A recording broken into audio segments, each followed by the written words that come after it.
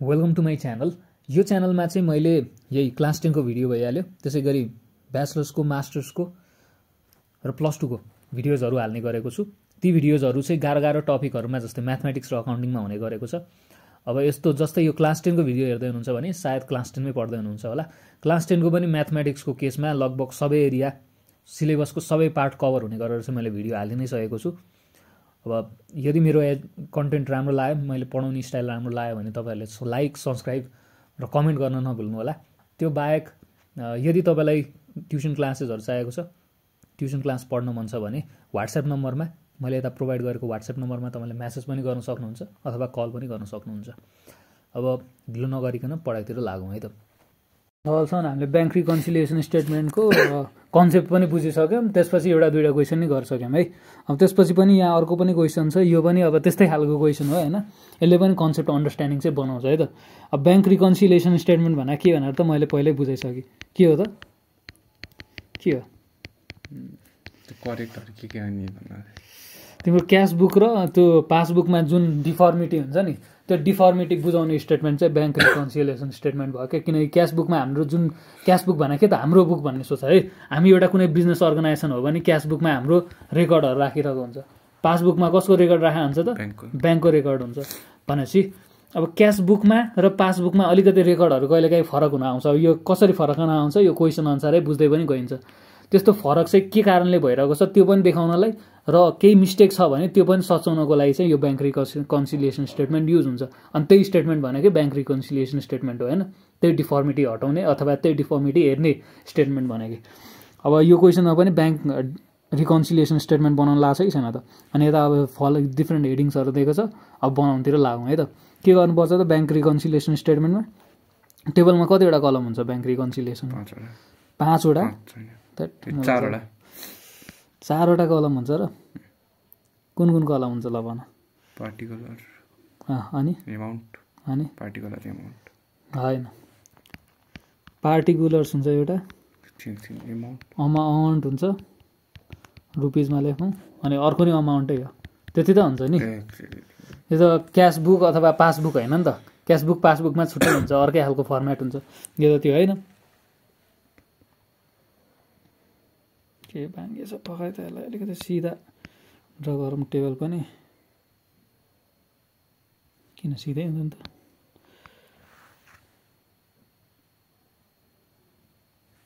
ल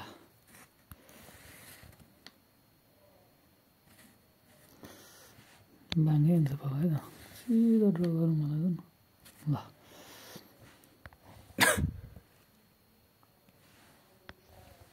ल यति गरौँ है त।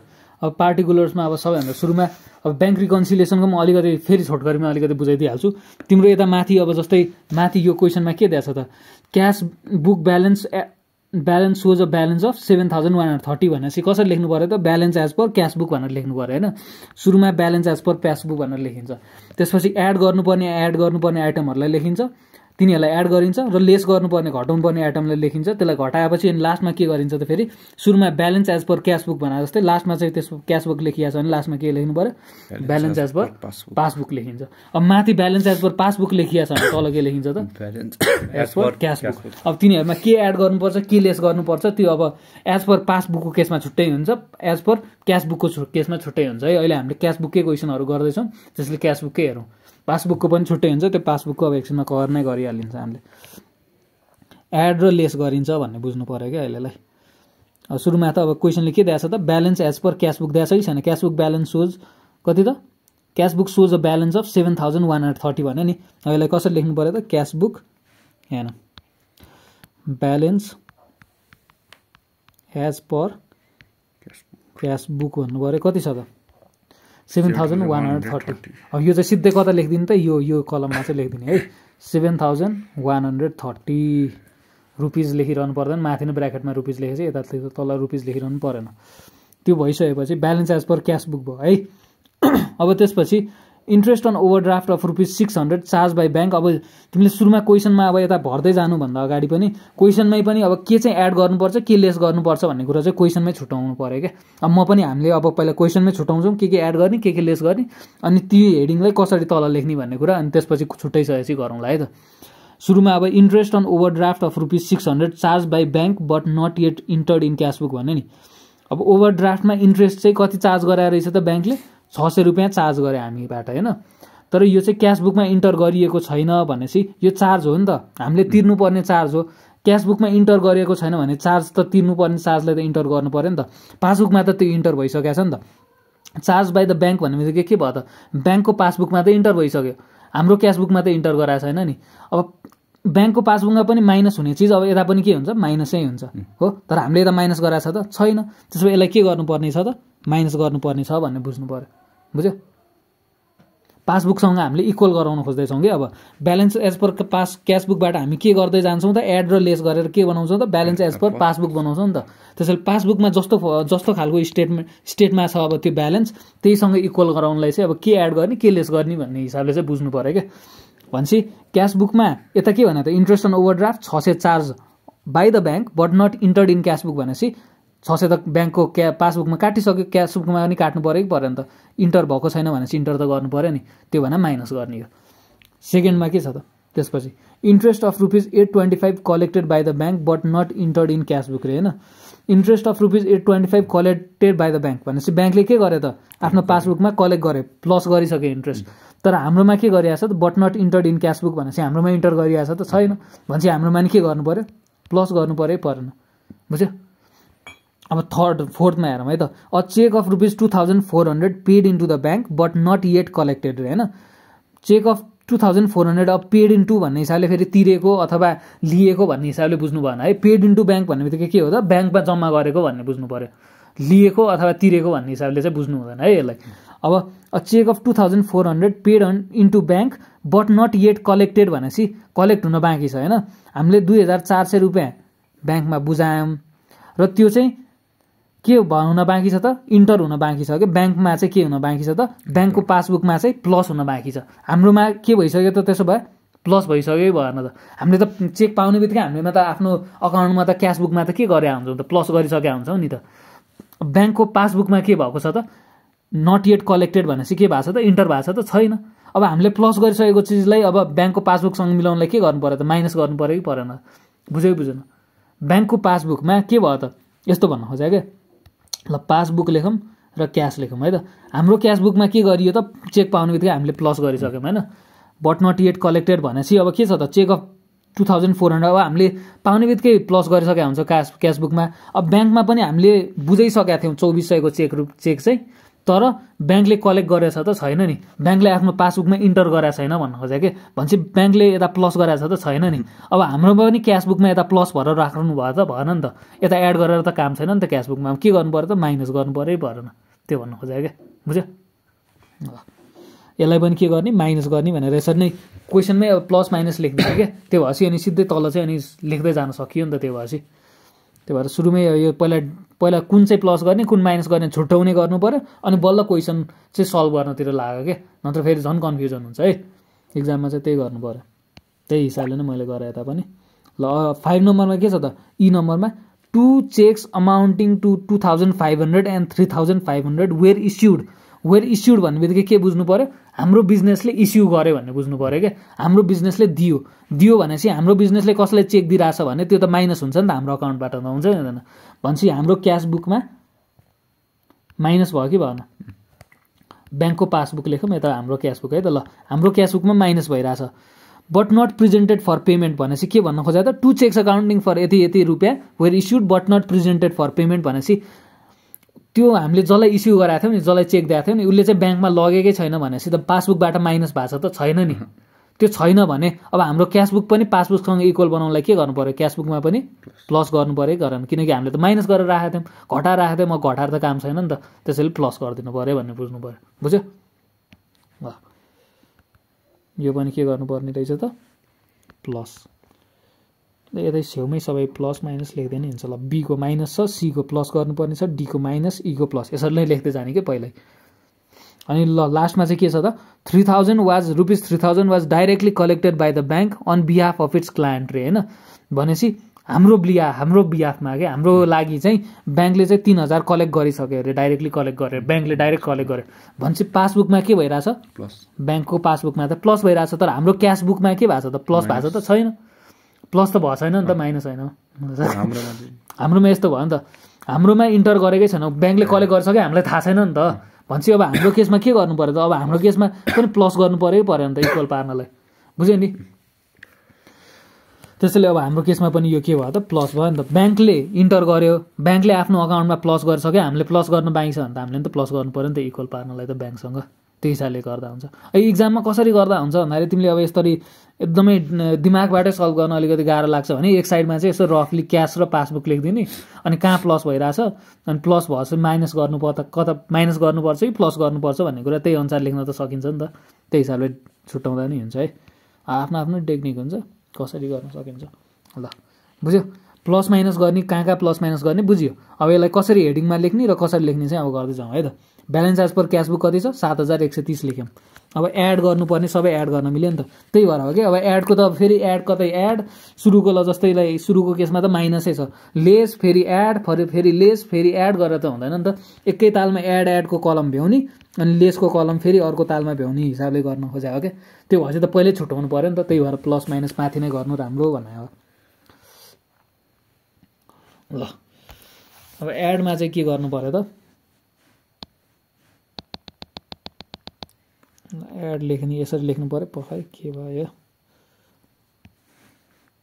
एड लेखौँ। त्यसपछि अब सुरुमा एड गर्नुपर्ने के छ, इन्ट्रेस्ट छ नि, interest of 825 collected by the bank but not entered in cash book भनेपछि अब केलाई यसैलाई कसलाई लेख्ने त, interest collected but not entered in cash book भनेर लेख्दिउँ है त, टाइटल चाहिँ त्यही लेख्दिउँ ल, इन्ट्रेस्ट कलेक्टेड बट नट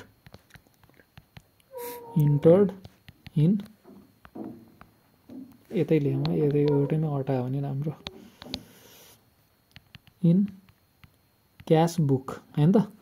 यो कति छ त, interest collected but not entered in cash book कतिको छ त, 825 ए होइन कहाँ माथिको हेरेर तिमीले माइनस गर्नुपर्ने नि, माथिको त तलको हो, 825 प्लस गर्नुपर्ने एउटा यो हो, अर्को कुन हो त, यो हो नि, अर्को पनि रहेछ, अर्को प्लस गर्नुपर्ने यो लास्टको छ है। Interest collected but not entered in cash book भनेपछि 825, अब त्यो चाहिँ सिधै यता लेख्ने होइन कि यता लेख्नु पऱ्यो पहिला 825। त्यसपछि अर्को के छ, 2 cheques amounting 2500 and 3500 issued but not presented for payment भनेपछि cheques issued but not presented for payment भनेर लेख्दिउँ है त तल टाइटल चाहिँ, cheques issued but not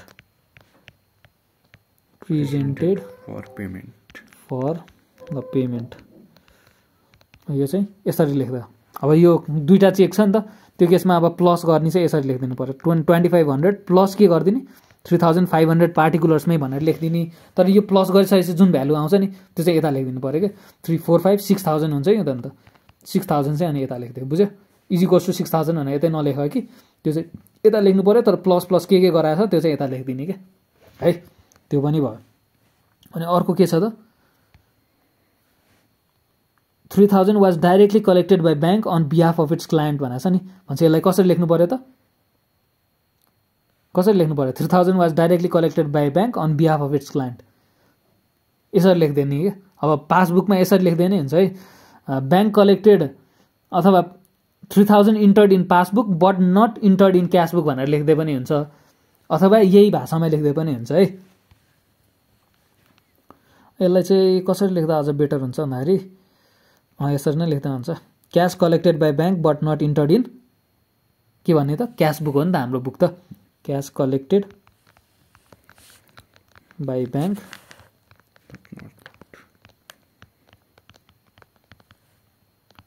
in cash book, के लेख्नु पर्यो त यसलाई चाहिँ, कति रुपियाँको छ त, 3000 छ कि छैन, यसरी 3000 लेखिदिने। अब यो सबै टोटल कति हुन आउँछ, यो टोटल चाहिँ यता लेखिदिनु पऱ्यो, बुझ्यो। 6000 प्लस 3000 प्लस 825 कति हुने भयो त, 6789 हो, 9825, त्यो चाहिँ यता लेखिदिने, बुझ्यो। त्यो चाहिँ एउटै लाइनमा होस् है, फेरि यिनीहरू चाहिँ एउटै लाइनमा हुनु पऱ्यो कि यसरी, बुझ्यो नि।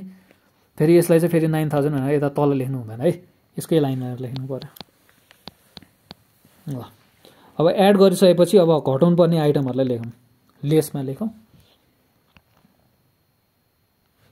यतिसम्म लेसवाला पनि सबै अट्छ होला, दुईटा त छ नि हैन लेसवाला।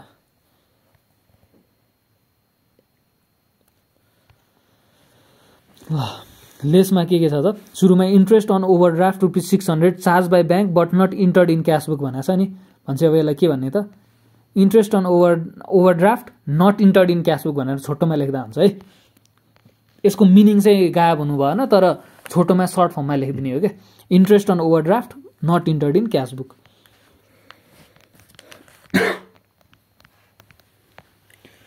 इन्ट्रेस्ट अन ओभरड्राफ्ट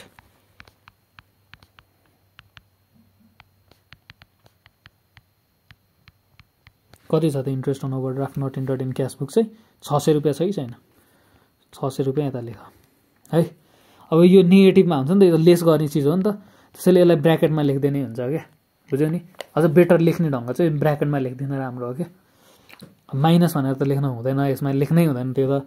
अब तिम्रो किताबको केसमा चाहिँ 600 त यसरी नै यो माथि एडमा जसरी लेखाएको छ त्यसरी नै लेखाएको छ, तर अझ यसरी नै लेख्दा चाहिँ राम्रो हो क्या, बेटर हो। किनकि अब लास्टमा अब जति हुन आउँछ नि त्यसलाई नि ब्र्याकेटमा लेखेपछि अब हेर है ब्र्याकेटमा समथिङ भ्यालु त हुन्छ।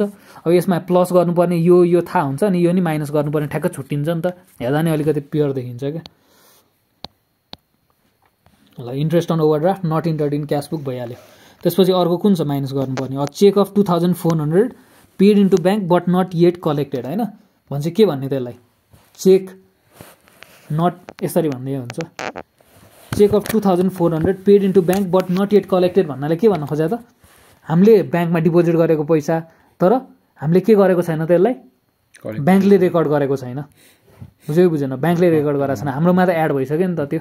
त्यसैले cheque not yet collected by bank भनेर लेख्दै मात्र हुन्छ है।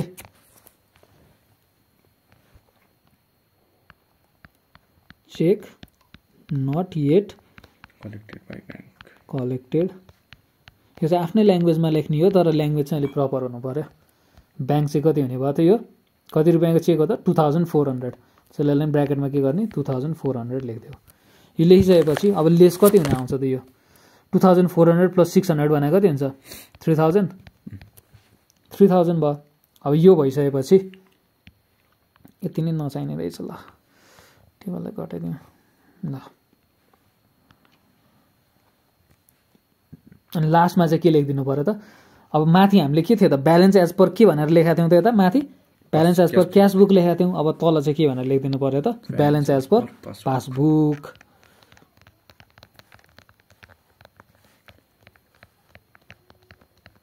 बुझ्यो? यसरी लेखिदियो। अब माथिको यो भ्यालुहरू एड गरौँ है त। 7130 प्लस 9825 माइनस के गर्नु पऱ्यो? त्यही ठ्याक्क छुट्टिन्छ नि त यो। मतलब कहिलेकाहीँ हामीले झुकेर सरसर गर्दा सबैलाई प्लस गर्ने डर हुन्छ क्या, बुझ्यो नि? त्यही भएर ब्र्याकेटमा राख्नुको रिजन चाहिँ त्यो हो क्या। अनि ब्र्याकेटमा एक्चुअल अकाउन्टिङमा पनि अलिक तिम्रो ब्याचलर्समा +2 मा चाहिँ के हुन्छ थाहा भएन, ब्याचलर्समा गर्दै जाँदाखेरि चाहिँ के हुन्छ भन्दाखेरि ब्र्याकेटमै राख्ने चलन छ क्या। -3000 गरिदिनु पऱ्यो। ल कति हुन त रहेछ त? 13955 हो। 13955 भनेर यो पनि लास्टमा लेखिदिने, बुझ्यो? फर्मेट त त्यही नै हो। अनि ब्यालेन्स एज पर अब यो गरिसकेपछि चाहिँ यसलाई चाहिँ यस्तो गर्दै पनि हुन्छ, यता तिमीहरूकोमा गरे जस्तै यही चलन गर्दै पनि हुन्छ। ल बुझ्यो? यसरी लाइन तान्दिने, यसको सबैको समेसनवाला लाइन हो नि त यो। यो माथिकोमा पर्दैन, यो तलकोमा समेसनवाला। यो एड गरिसकेपछि यो ठ्याक्कै यता लाइन तान्दिने, र यो पनि माइनस गरिसकेपछि यसको पनि एउटै लाइनमा हुन्छ नि त, अनि यसरी ट्याक्क लाइन एउटा तान्दिने क्या, बुझ्यो? अनि लास्टको पनि यसरी छुट्टिने भयो नि त। त्यो भएपछि लास्टको पार्ट पनि ब्यालेन्स एज पर पासबुक पनि ट्याक्क छुट्टिने भयो, यसरी बक्सामा देखिने भयो नि त। यसरी लेखिदिनु पऱ्यो है। यो साइडमा चाहिँ लाइन तान्नु हुँदैन है, यो पार्टिकुलर्सको साइडमा चाहिँ कहिले पनि लाइन तान्नु हुँदैन, बुझ्यो? यही हो है। अब बिस्तारै सिस्टमेटिकली बुझ्दै जानु पऱ्यो। अब सुरुमै मैले अब सुरुको कन्सेप्ट बुझाउँदाखेरि नै अब के एड गर्नुपर्छ के माइनस गर्नुपर्छ भनेर त प्रत्येक टाइटलहरूको त दिनै सकेको छु। अब क्वेसनमा त अब सबै त्यो मैले बुझाएको जति टाइटल त हुँदैन। अनि अब कुन टाइटल चाहिँ कहाँ प्लस गर्ने कुन चाहिँ माइनस गर्ने भन्ने कुरो चाहिँ अब कन्सेप्चुअली बुझ्दै जानुपर्छ। यो त घोक्ने चिजै होइन नि, यसो बुझ्नु पऱ्यो है। अलिक प्र्याक्टिस गर्दै गएपछि आउँछ। मात्र बुझेको छैन भने फेरि एकचोटि हेर्दा भइहाल्छ यो भिडियो पनि है।